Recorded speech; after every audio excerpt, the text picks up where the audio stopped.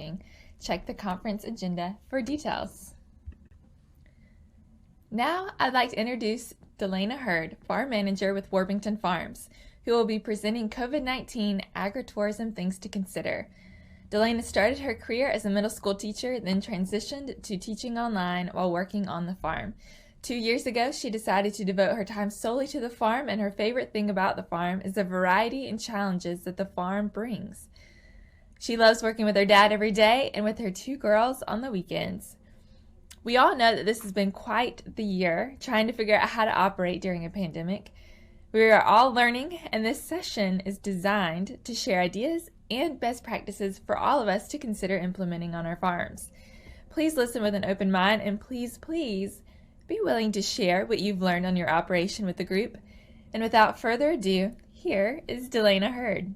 I'm Delana Hurd from Warburton Farms. We are a 300-acre family-owned and operated farm in Forsyth County, just about an hour north of Atlanta. We started out as a commercial egg farm where my dad, uncle, and grandfather produced eggs. We had lay-in hens, and in 2010 we converted over to an agritourism destination here in Forsyth County. And we now, in the spring, we have you-pick strawberries, and in the fall we have a pumpkin patch and our corn maze. So when the pandemic started, it was right in March, as you all know, and that was the beginning of our strawberry season, the starting of our spring season. Strawberries usually come in late April, but we always open up in March with our Easter egg hunts and having birthday parties, and field trips are huge. So it was very devastating when the stay-at-home order occurred and everything was shut down. So when our season was scheduled to start up, it was during the stay-at-home order. So obviously we could not have people at the farm walking around. So we thought long and hard and came up with a way to still generate some income and have people come to the farm just in a safe way, and that was with our drive-through farm experience that we did. So the online farm tour is what we came up with as a safe way to get people out to the farm, and it was a way for them to stay in their car the entire time. They drove up into the parking lot and they went around back to our farm and to the side of our petting zoo. So thank goodness it just worked out to where the petting zoo was where people could drive right by it. We also brought our cows up from another pasture and let them see the cows. Typically, when customers are at our farm during a Saturday or Sunday or a field trip, they take the hayride down and see the cows, and that's really a highlight for a lot of people who don't really get to see cows. I know that's something we can't imagine, but there's a lot of people who visit here who've just never seen a cow up close and personal. So the cows were right there in the pasture, and then they got to also see the goats, and we our customers could purchase a feed cup, and we came up with taking basically like PVC piping and mounting it on our fence, and they would just pour the feed into those pipes, and it would go straight down into the goats. So they still didn't have to touch anything. You know, we just told them to carefully pour it so that they're not touching any of the piping or anything. And the customers never got out of their cars.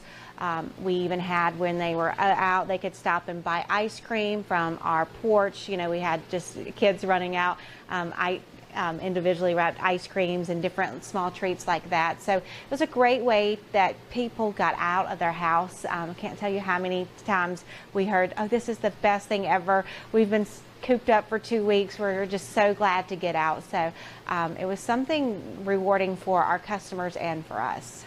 So we had everything online because we were trying to reduce the amount of contact, and we charged $7.50 per car. We tried to keep it very low, and then they could add on a feed cup if they wanted to at $2.50 for the feed cup. So it was something, you know, it was by the carload, so you know, if they felt comfortable putting more people in their car, they could do that. But we really wanted it to keep it affordable for people, because we knew, like us, a lot of people were out of jobs, money might have been an issue during that time. So we just wanted to provide a safe avenue for the families. So this fall we did not have our big pumpkin palooza that we have every year, but we have had smaller events. We have had some characters come and visit with the kids. So we had our Halloween egg hunt, where it's kind of like a Easter egg hunt but with a Halloween twist. And we just made sure to wash the eggs, sanitize everything, and encourage people to wear masks if that's what they felt safe doing. So we had to cancel a couple events, but being outside, we really just tried to still provide something for families to get outside and feel safe doing. We did not require our customers to wear masks during our fall season just because we are outside. We, for the first time, gave them the option of doing our hay rides. Usually during our spring and fall admission, the hayride is included in our one price, but this year, since the hayride was kind of the only place that you could not socially distance, so that was an option for those customers who may not feel comfortable sitting right next to someone else on a hayride. And we always said masks are welcome, but we just felt like we should not require masks at our outside venue. So our first farm drive-through experience was during Easter weekend, and we geared it towards Easter theme. We took the jumbo eggs, and we hid those around the little tour that the drive that the people went on.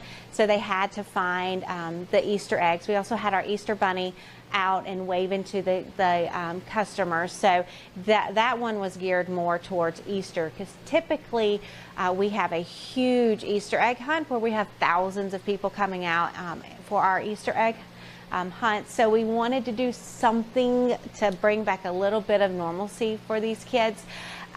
And honestly, we were blown away by the amount of attendance we had at each one of our drive-through experiences. Our very first one, obviously we didn't know what to expect, and we had cars lined up on the road for about a half a mile both directions. So thank goodness our neighbors weren't going anywhere anyway, because they couldn't have gotten out for about 3 hours. So after our first one, we brainstormed and we set up cones in our driveway so that we could zigzag the traffic through, and we had someone that was actually about 2 people who were in the parking lot directing everyone. So after that first little hiccup, that first drive-through experience, we got it down to a science, and we learned to zigzag traffic. So that was a huge learning curve for us on that. So we use Square on the farm. We have for years, and it is something that has really benefited us because we can do transactions online, and then just the simple reporting of things. We can easily pull a report and see how many tickets we've sold for this, how many gallons of strawberries we've sold, how many pounds of beef we've sold. So I would highly recommend Square, or any really point of sale that you use to really invest in that. It will help with bookkeeping a lot. So they could purchase tickets on our Facebook page and on our website as well. We just generated a link that we would just put on all of our social media, and they could buy those tickets directly from our website and our Facebook page. So that really helped with knowing how many people we would have and planning wise. So we had very few people show up without a ticket, just because we promoted it so much that you had to pre-purchase tickets. But of course we made exceptions. We would just, there were a couple people who just said, oh, I have cash, can I just give you cash? And of course we did that, but that was few and far between. And then we also would just let them purchase tickets the day of if they needed to do that. So being a probably 95% you pick strawberry operation, knowing that we could not have people at the farm, or we would have to limit the number of people we had at the farm, caused a lot of stress for us. We were very worried about how we were going to be able to get the strawberries out of the field and sold. I can tell you we Had a lot of sleepless nights during those couple weeks trying to figure everything out, but thankfully it turned out very well. Obviously it was a very different strawberry season, but we fortunately did not lose any strawberries. We sold every single gallon we had, and thank goodness for that. So we knew we were going to have to do something extremely different from our U-pick operation that we typically do for strawberry season. So coming right out of the drive-through farm experience that we had just completed, we decided that we would just do basically a drive-up strawberry season. So we had we took online orders where people would reserve a gallon, and we would tell them, give them a window of time to show up at the farm. They would give us our name, we would run the strawberries out. So they would just pull right up. They never got out of their car. Usually they just popped the trunk, and we would put them in the back of their car. The first day we did, we offered that. It sold out within about 30 seconds, and it overloaded our system, and it was kind of a nightmare because people had paid for the strawberries, but then we didn't have them because so many people, orders were coming in so fast we couldn't get it cut off in time. So the very first day we did that, it was a total disaster. So we had to go back to the drawing board, and we basically just came up with, they would fill out a Google form, and I could easily cut that Google form off as soon as it got to a certain number. So say like every day we would just pull 100 gallons from the farm or from the field. So as soon as we got to about 90 gallons, I turned that form off so they could not reserve for that day, and then they would pay when they got here, and we found that worked out a lot better for us, simply because that way they didn't pay and not get anything, and we had to worry about refunds. So after the initial first day of them paying online, we switched over to paying at the farm, and we would tell them, a lot of people would just, if they wanted to pay cash, they would put it in a little baggie and say, here's the exact change, or keep the change, or they could pay through their credit card. We just had the Square on a little iPad that we would just take out to the car, and they would just swipe it. So it worked out very well after we got those hiccups out. And like I said, thank goodness we were able to sell every one of our strawberries. We did not have any go to waste, which was very nice. We were very worried about that. So we learned a lot from our first ever non-U-pick strawberry season, and we kind of learned two different things. One is that we will always offer a drive-up service for our customers. I cannot tell you how many people said, oh, thank you so much, this is so wonderful. Like, especially elderly, didn't even have to get out of their car, come in, or anything. So we will definitely have hours next year where we will offer just drive-through services for those who just want to drive up and get those strawberries and be on their way. And we will also have U-pick, hopefully, if things are a little bit, if they're like they are right now, then we will be back U-picking. We did learn, though, that there's a lot of damage that occurs for U-pick. There's a lot of waste of people. So it's kind of a love-hate relationship that we found with U-pick. My dad would rather do solely pre-picked, just because people come in and unfortunately they don't respect your property, they don't respect the crops. You have a lot of people that want to take more than they pay for. But having the agritourism part of farming, we do like to offer U-pick so that those people, so our customers can come in and pick strawberries and then also go into our fun park. So as long as we're able to open our fun park in the spring, we will be offering U-pick as well. So we also, another little snag we ran into during the strawberry season was buckets, because a lot of places, companies were shut down. There was a bucket shortage. So we were like biting the bullet on what we were going to do. And I can remember we called UPS, I can't tell you, countless times, waiting on our delivery guy to show up with our buckets, because we were getting down to like single-digit buckets. So typically we provide buckets for our customers. We charge by the we charge by the gallon, and they get to keep the bucket. So included in that price is their bucket. If they bring back their bucket from a previous year, one of our buckets, then we give them a little discount. This year, or last year, 2020 season, we did not offer people the option of bringing their bucket back, simply because, you know, of all the germs and everything, and trying to keep as safe as possible. But we do anticipate doing that again for the 2021 season. So we have in the past offered weddings. We have a wedding pavilion up at the top of our fun park, and we basically just rent out the venue. We don't offer any on-site catering or wedding coordinating or anything like that. We just provide the venue. We do allow outside vendors to come in and provide those services. But we have recently decided to stop offering weddings, just because, well, for a couple of reasons. We found our neighbors were really not happy with the noise that was associated with weddings and the receptions.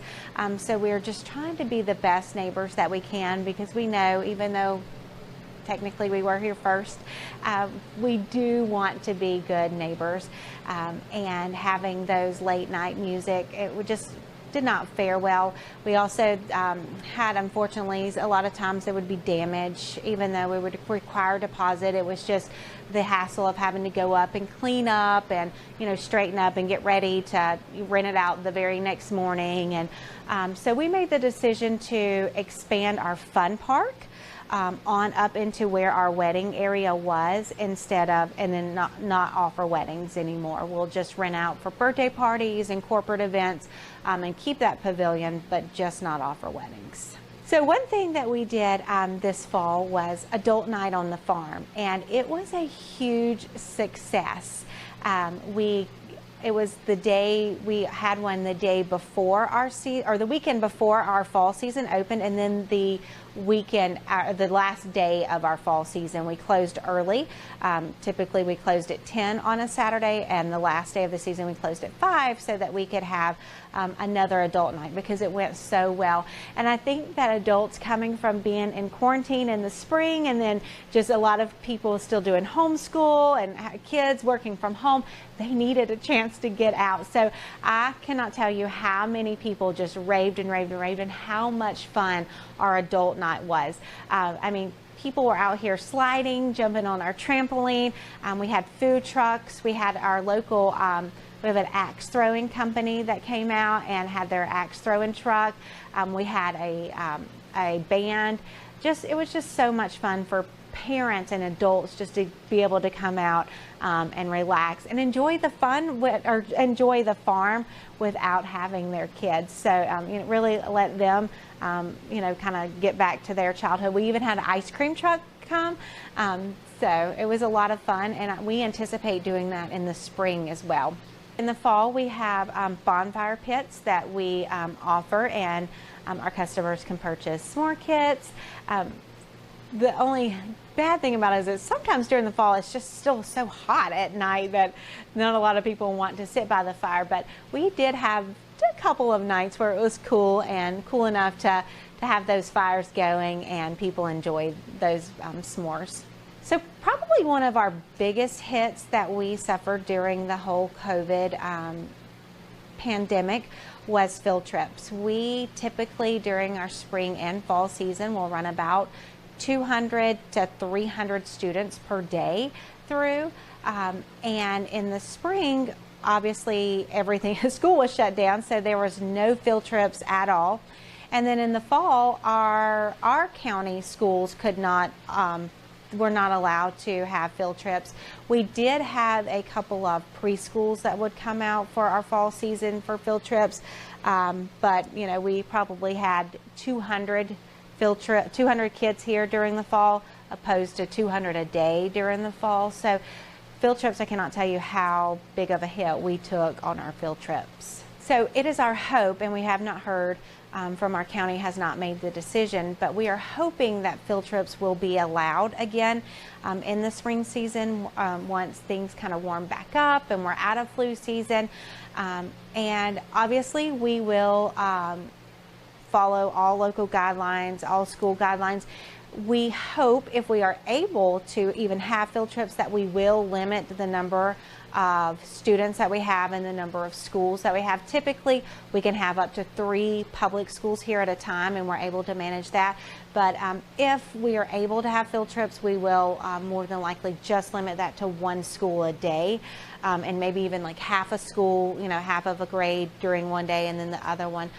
We'll just kind of have to see the situation at the time, but it is our hope that we will be able to resume field trips again very soon. So we have worked very hard in building up our field trips. I am a former educator, so when I decided to leave the classroom and work at the farm full-time, that was kind of my my job, and my goal was to build our field trips. And I would, at the beginning of each school year, I would spend hours and hours sending out emails to every school, every teacher, every grade, explaining our field trips. We also would go and visit the schools, leave pamphlets, call, whatever we had to do to get those students here. And now, honestly, it's just word of mouth. We do very little advertising. We will send out an email blast or a social media blast at the beginning of a traditional school year. And but our calendars thankfully fill up pretty fast. We have focused really hard on providing an educational, fun experience for the kids, and we hope that will pick back up very soon. So I think it's very important that you have a well-rounded field trip experience. You do want to have your activities based on the standards. So when I would write those emails and I would come up with our activities, I would pull the standards for each grade level, and I would use that wording, estimating or rounding, or just different words. I try to incorporate something from math, science, even PE, ELA. So just pulling those standards and getting familiar with that. And then we also obviously want it to be fun, which I think is easy when we have our fun park that the kids can spend time playing on. There's plenty of space for them to run and to play. They get to go on a hayride and see and feed the cows. So it's fun for the kids. They're learning something. The teachers absolutely love it because it's a really easy field trip for them. They just basically come out and they get to enjoy it instead of having to be in charge of the kids. And then we do give them something to take home, like when they come and for the spring, they get to pick strawberries and they get to take those strawberries home. And then in the fall, they get a little mini pumpkin. So we try to incorporate the educational component of it, the fun component, and just the getting outdoors and getting the kids outside and away from the technology that they are so used to being in front of all day long. Thank y'all for listening. I hope you can take away something and take it back to your farm. And I would love suggestions on how you think that we could improve some things that we do here. And then if you have any questions, I would love for you just to type those in the chat box, and I'll be glad to answer anything that I can.